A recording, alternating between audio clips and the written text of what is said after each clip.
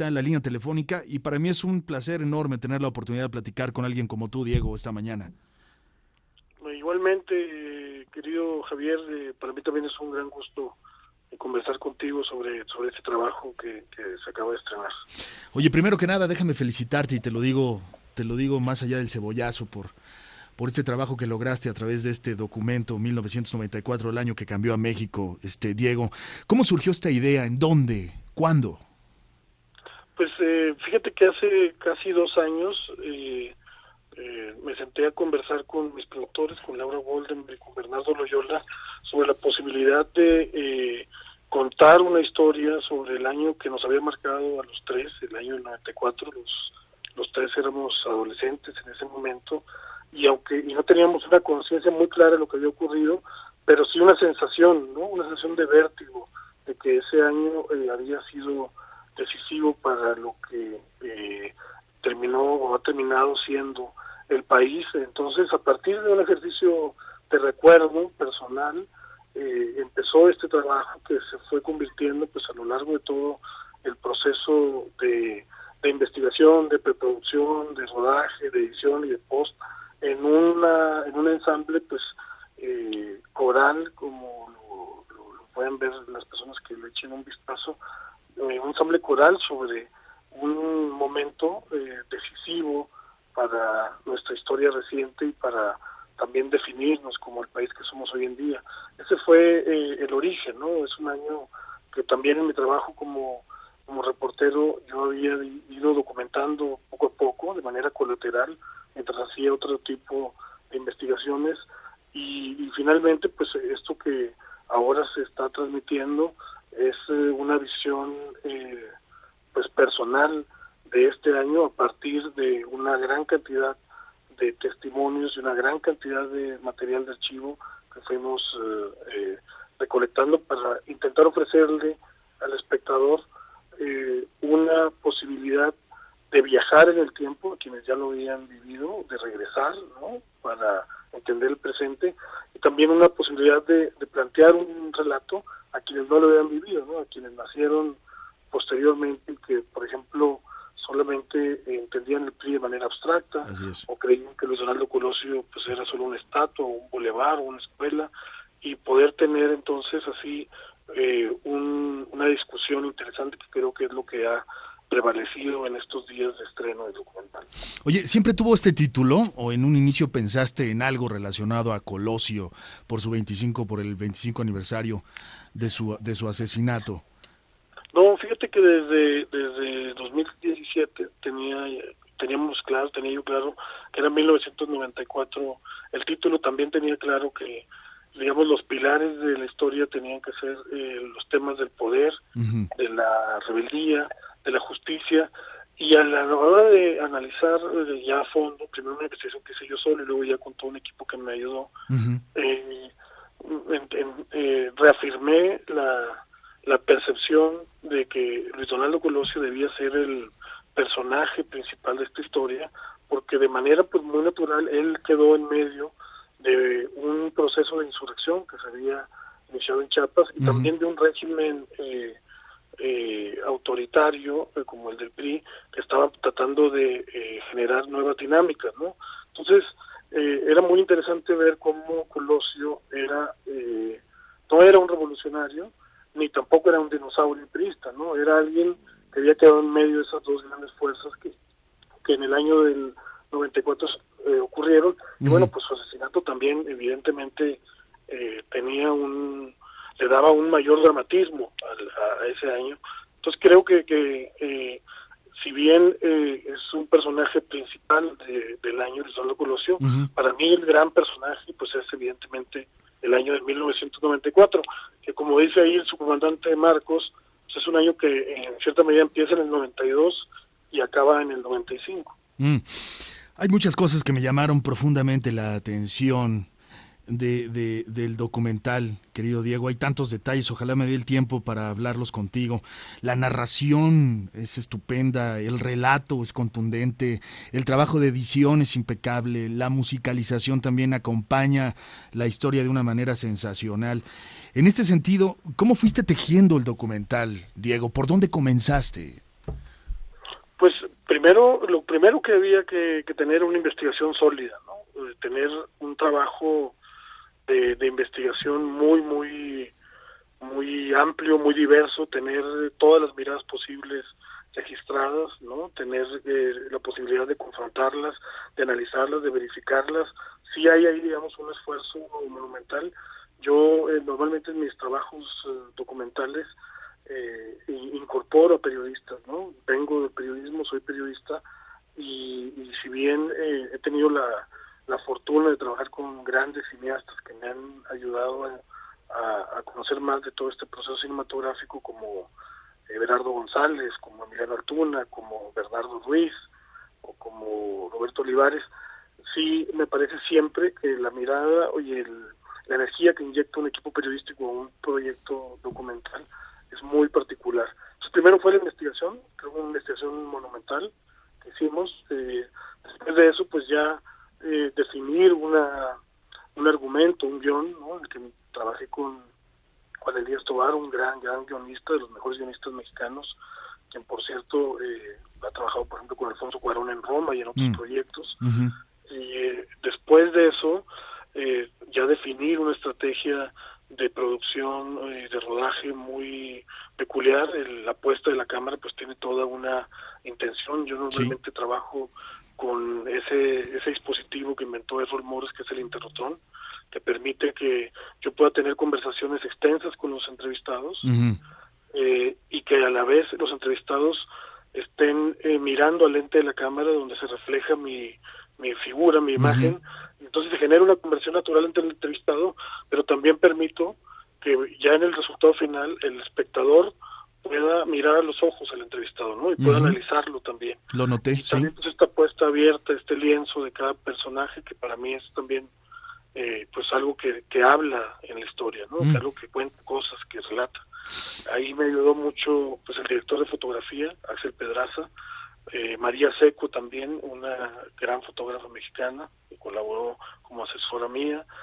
Y luego pues después de todo el rodaje, grabé más de 250 horas, uh-huh, sentarme a trabajar la edición con un equipo extraordinario que estuvo a cargo de Paloma López Carrillo, donde había también editores extraordinarios, y donde también ya el equipo de archivo había traído pues un material muy rico, ¿no? Que uh-huh había, digamos, seguido los lineamientos de mis primeros documentos, de mis argumentos y del guión que elaboré.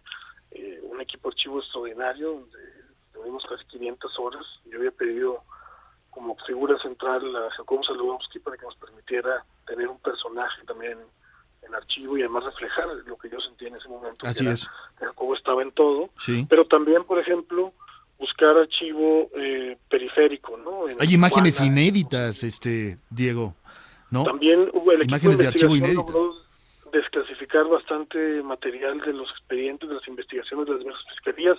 Conseguimos material también de manera extraoficial, ¿no? También hubo, la familia de don Julio Scherer nos dio material de las entrevistas que hizo don Julio con Mario Burto. Uh-huh. O sea, yo la verdad es que parecen muchas cosas, pero te estoy resumiendo de manera muy sintética un trabajo que para mí es una proeza, ¿no? Ahora lo veo en retrospectiva. Sí. Y digo, puta, ¿cómo lo logramos? ¿No? Te entiendo perfecto el sentimiento. Diego, dame la oportunidad. Estoy abriendo la conversación con Diego Enrique Osorno, el periodista Diego Enrique Osorno, acerca de 1994, este documental de Netflix. Déjame ir a la pausa comercial y regresamos para seguir abriendo la conversación al respecto. Muchas gracias. Abriendo la conversación con el periodista Diego Enrique Osorno acerca de este estupendo trabajo que no me canso de recomendarle. Se llama 1994, el año que cambió a México. Es esta miniserie documental de 5 episodios, 225 minutos que se van como agua en la mano. Y pues bueno, caray, primero Diego se debe sentir muy orgulloso de haber podido lograr este trabajo periodístico, y dos, qué manera de lograrlo, porque además de presentar un trabajo periodístico, Diego, estás presentando también ¿cómo te lo puedo decir? Un programa de televisión extremadamente entretenido y acertado, exitoso en su cometido, que es mantener al público ahí atento, capítulo tras capítulo. No sé si este fue uno de los objetivos tuyo como periodista, pero me imagino que los realizadores y la gente de Netflix deben de estar felices con el resultado, porque describes también de manera muy clara, y creo yo como un gran acierto, un ambiente conspirativo, ¿no? Que está también en el colectivo general de la sociedad mexicana, ¿no? Generas la duda. Esto fue parte también del objetivo del trabajo, Diego. No, o sea, sin duda había que reflejar la sensación, ¿no? Y como te decía al principio, había una sensación de vértigo, ¿no? De que algo estaba pasando, ¿no? Uh-huh. De que alguien o algún grupo estaba moviendo los hilos, ¿no? De que todos los hechos estaban conectados, ¿no? De Uh-huh. que el TLC y la insurrección y los centros de Colosio y del Río Massieu y la crisis, todo eso estaba conectado, o sea, de esa sensación como pues de creo gran que coincidencia, todos, ¿no? ¿no? Como de No era gran coincidencia. coincidencia, ¿no? Uh-huh. Pero también había que cuidar, no, porque se trata de un trabajo documental y como bien lo decías, que también respeta la inteligencia del espectador. Entonces, sí había que generar esa atmósfera, pero también había que plantear los hechos o las interpretaciones de estos eventos, ¿no? Mis interpretaciones, a partir de todos estos testimonios que busqué para construir el relato. Y sí, la verdad o sea, la plataforma ha tenido muchos éxitos en México y Latinoamérica con programas de entretenimiento de muy alta calidad, ¿no? Uh-huh. Como La Casa de las Flores, como Luis Miguel, Club de Cuervos y demás. Y este, digamos, es le llaman ellos producto, ¿no? Distinto, en el sentido de que pues es una serie documental, no es algo serio. Entonces también es algo nuevo, Sí. que a mí me da muchísimo gusto, yo creo que también a la plataforma, que haya tenido tanta reacción. O sea, es impresionante la Sí. cantidad de conversación que está generando y el buen análisis, ¿no? Pese a ser un tema serio, pese a ser un tema complejo, pese a ser un tema político, la manera en la que lo planteamos, porque Sí. además así fue un año que fue dramático, Así creo que es. permitió un acercamiento pues masivo, ¿no? O sea, hay muchísima gente que lo está viendo en México y en otros países, que eso también es un factor interesante de la plataforma, ¿no? O sea, a mí me llegan comentarios de muchos países, de Noruega, de Japón, de Turquía, de Canadá, ¿no? Además comentarios encendidos, ¿no? De gente que nos está observando, y eso también me gusta, eso no lo esperaba, ¿no? Eso como Uh-huh. que no había dimensionado la posibilidad de ese alcance, Muy bien. y eso pues, es interesante también. Algo que también me llamó mucho la atención, Diego, y te agradezco la conversación, es que al final también me llevó a reflexionar que los protagonistas de la política en aquel entonces, no sé si para bien o para mal, siguen siendo los mismos de ahora, caray. Todos con la misma escuela, salidos de la misma universidad, del PRI. Increíble, ¿no?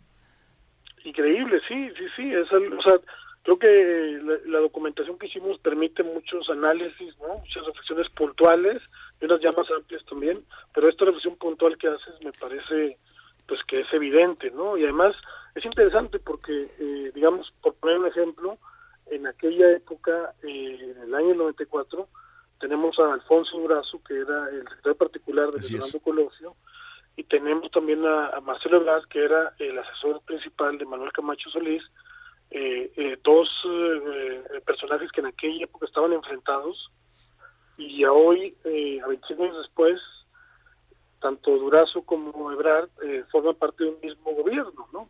O no se diga también, pues, el presidente Salinas, cuya sobrina es hoy en día la presidenta nacional del PRI, y bueno, además hija de José Francisco Ruiz Massieu, el hombre que fue asesinado también en el año 94, el líder priista. O sea, hay sin duda alguna una vigencia todavía el año 94. O sea, son 25 años, pero no son, parecen muchos, pero no son tantos, ¿no? En No. cierta Uh-huh. forma, como bien lo analizas, hay una continuidad de los personajes y de los grupos, aunque sí se replantean las narrativas, ¿no? Se replantean Sí. la forma en la que se están presentando ante la sociedad. Por eso creo que entonces este contexto que da el documental ayuda también a la coyuntura, ¿no? A que sea una coyuntura más rica, más analítica, en el caso concreto de México. Así es. Oye, sobre las entrevistas, Diego, híjole, qué placer para ti como periodista, como reportero, como entrevistador. Realizaste más de 50 entrevistas, visitaste varios estados de la República Mexicana. Sin duda alguna, hay 2 entrevistas dentro del documental que juegan como hilo conductor o que son relevantes por la naturaleza de los personajes, ¿no? Una de ellas, claro, tener la oportunidad de entrevistar a Carlos Salinas de Gortari en un documental como este, caray. ¿Cómo fue esto? ¿Cómo lograste pactar esta entrevista con Carlos Salinas de Gortari? Y además en la biblioteca de su casa, ¿no? ¿Y cómo fue el cierre de la entrevista, Diego? Cuando él termina de darte la entrevista, ¿qué te comentó o qué comentaban en estas pausas entre las grabaciones? ¿Solo fue una sesión? ¿Solo te dio una sesión? Sí, fue una entrevista que duró 5 horas, Javier, en total. Es una entrevista pues extensa, ¿no? En la que el presidente, la verdad debo decirlo, no puso ninguna condición. O sea, yo pregunté todo lo que yo quería, no hubo ninguna condición. Digamos que a mí me parece siempre que para un trabajo como este y en general, las entrevistas tienen que, y sobre todo con protagonistas tan importantes y tan controvertidos, sí, los preguntas tienen que ser puntuales, pero hay que dar pie a o dar la posibilidad de que respondan de manera exhaustiva los entrevistados y que puedan establecer su propia versión para que se genere de verdad una dinámica en la que yo quiera entender algo, ¿no? Tratar de dejar de lado los prejuicios, tratar de dejar de lado las fobias y las filias que pueden generar este tipo de protagonistas, de personajes, y poder entender, ¿no? Entonces, la entrevista pues sí fue extensa, 5 horas, imagínate. No, bueno. Hubo unos 3 breaks, yo creo, y normalmente lo que yo trato de hacer es concentrar todo en la conversación, pues al momento de la entrevista, para evitar que, no sé, son pequeñas tácticas que, o sea, si uno empieza a hablar con un entrevistado antes de la entrevista, pues a lo mejor el entrevistado te cuenta lo que te va a contar cuando grabes de una manera más natural y luego ya no te lo cuenta así en la cámara y demás. O sea, bueno, es una, digamos que todo lo que conversé con el presidente Salinas prácticamente fue filmado en esas 5 horas, aunque en la edición final pues obviamente hay una síntesis y una selección de toda esa entrevista. ¿Al final qué te dijo, Diego? No, bueno, al final él terminó haciendo alguna broma, si mal no recuerdo, sobre si faltaba algo más, y yo le iba a preguntar sobre su ropa interior, no me acuerdo qué tipo de broma. Como la quiso al inicio, que te dijo que sí, querías que te resumiera su currículum, ¿no? Sí. O sea, como abrió, cerró. Como abrió, cerró. A mí hizo más chistes al inicio, digo, ahí menciono eso. Creo que acababa de perder el PRI las elecciones cuando hice la entrevista, y el presidente López Obrador acaba de anunciar que iba ya a anular las pensiones. Mira. Entonces, el presidente electo en ese entonces creo que se presentó también diciendo que era el expresidente de México, pensionado hasta diciembre de 2018. Entonces, la verdad es que él estaba pues en un ánimo de querer entrarle al tema, ¿no? De querer hablar. Él, por supuesto, que tenía claro, como todos los entrevistados, que sus testimonios iban a ser confrontados con los de otros testimonios, ¿no? Así es. Como el de su comandante Marcos, por ejemplo, ¿no? Que él señala a Carlos Salinas directamente como el responsable del asesinato de Luis Donaldo Colosio, o con el equipo de Colosio, los colosistas, que también hacen críticas contra él, o el propio material de archivo de contexto donde vemos las protestas en las que él sale cuestionado. Entonces, realmente yo debo agradecer la participación de todos los entrevistados y fundamentalmente pues las entrevistas del presidente Salinas y del comandante Marcos son pilares, ¿no? Yo creo que si no las hubiera conseguido, hubiera renunciado al proyecto. La del comandante Marcos es la segunda entrevista precisamente ahora Galeano, ¿no? Porque él anunció la muerte de su comandante Marcos, pero es la otra que yo mencionaba, que también es sumamente importante, protagonista en esta serie, ¿no? ¿Te sorprendió? ¿Qué te sorprendió del subcomandante Galeano en esta entrevista que da después de tanto tiempo de mantenerse ahí en el anonimato, Diego? Pues me sorprendió mucho la posibilidad que tiene él de hacer análisis de los propios acontecimientos que él protagonizó, ¿no? Junto con el resto del ejército zapatista y particularmente la comandancia del EZLN. O sea, sí me sorprendió. Creo que yo obviamente había analizado muchas entrevistas previas que había dado, sobre todo antes del 2006, que es cuando había dado entrevistas en video, y de ahí para acá ya no había dado hasta esta. Y bueno, lo hice con todos los entrevistados, pero algo que me pareció muy interesante es que en esta entrevista el subcomandante Marcos ahora tiene más capacidad receptiva, tiene más, como ya hay 25 años de distancia también, y hay un contexto distinto donde los zapatistas hoy en día están pues en resistencia, ¿no? Más que en un proceso de negociación o de ampliación de su proyecto, están en un proceso de resistencia, de mantener todo lo que han construido en estos municipios autónomos, y sobre todo que ahora lo sienten ellos amenazado por los proyectos del nuevo gobierno. O sea, él tenía una capacidad pues de poder hacer análisis muy interesantes sobre los propios hechos que ellos habían protagonizado. Entiendo. Y pues sí, fue muy interesante, muy enriquecedor poder tener esas dos perspectivas tan radicales como el centro del relato del 94. Oye, ¿por qué recurres a Gael para darte este testimonio sobre el discurso del sub? Mira, son tres razones. La primera, Gael era un adolescente como yo lo era en ese momento, ¿no? Como muchos lo eran, y era alguien cautivado, como muchos adolescentes, por la figura del subcomandante Marcos. Entonces, en un primer momento yo pensé en construir esa fascinación que hubo, o sea, porque se trataba de, como te decía al principio, de reflejar las sensaciones, ¿no? Si bien había advertido, también había mucha inspiración de los jóvenes con el movimiento zapatista, y en particular con la figura del subcomandante Marcos. Entonces, incluir a Gael me parecía que podía ayudar a generar este tipo de sensación que había en el momento. Eso por un lado. Y por el otro, también hay una cobertura o una fascinación por parte, digamos, del mundo del entretenimiento internacional, incluso con las figuras del subcomandante Marcos. Yo entiendo la participación de Gael en una resonancia que tiene después en el capítulo 5, la participación de Oliver Stone también. No sé si ya llegaste a ese capítulo. Sí, ya terminé la serie. Entonces, cuando sale Oliver Stone, entonces, para mí hay esa reafirmación. Por un lado, la fascinación que tenían los adolescentes con la figura de Marcos, y Gael representa eso. Entiendo. En cierta forma me representa a mí también, ¿no? Como alguien que estaba fascinado. Y también es como los zapatistas han construido una alianza pues con la farándula internacional, en cierta medida. Quizá ahí me proyecté yo, ¿no? O sea, como si Gael fuera yo, ¿no? O sea, bueno, y estás en tu derecho también como director, como realizador, ¿no? Hay muchos guiños. Por ejemplo, la primera entrevista que vemos en la serie de Colosio es en archivo, ¿no? Y hay gente que me dice, oye, ¿quién es ese que lo entrevista y demás? Pues ese hombre es el periodista veterano de Monterrey, que cuando yo era niño siempre lo oía, era como el primer periodista que yo escuchaba, ¿no? Fue un referente para ti, ¿no?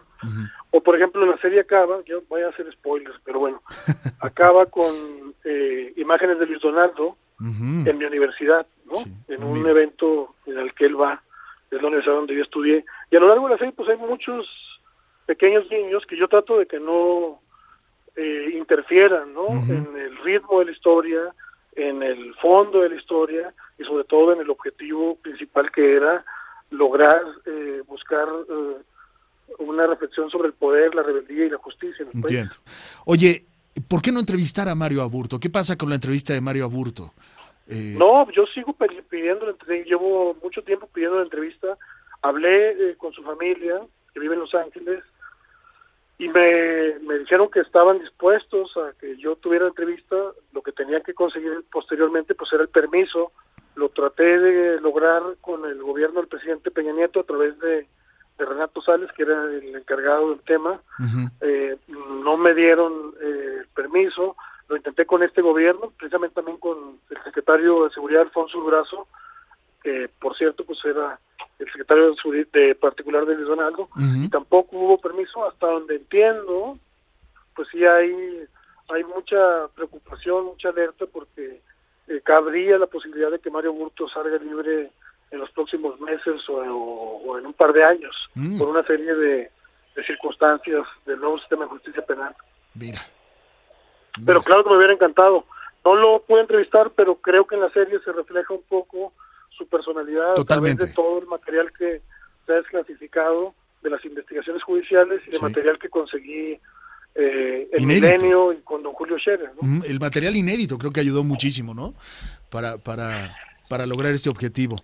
Oye, y el presidente Ernesto Zedillo también lo buscaste, me imagino.